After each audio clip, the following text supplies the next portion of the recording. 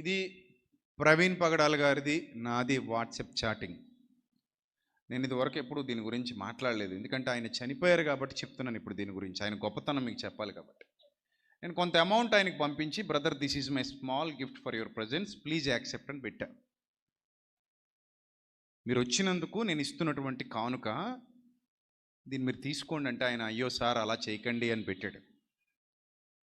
అలా చేయకండి మాస్టారు అని నన్ను ప్లీజ్ అన్న, జస్ట్ నా సాటిస్ఫాక్షన్ కోసం మీరు ఉంచుకోండి, మీరు దేవుని పనిలో ఉపయోగించండి అని పెట్టాను.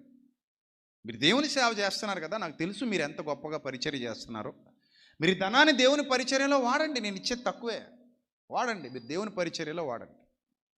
మీరు బోల్డ్ అంత ఖర్చు పెట్టుకుని వస్తారు, మీ చుట్టూతో బోల్డ్ అంతమంది ఉంటారు, మీరు చెయ్యాలి, ఇంకా చాలా పరిచర్య చేయాలి.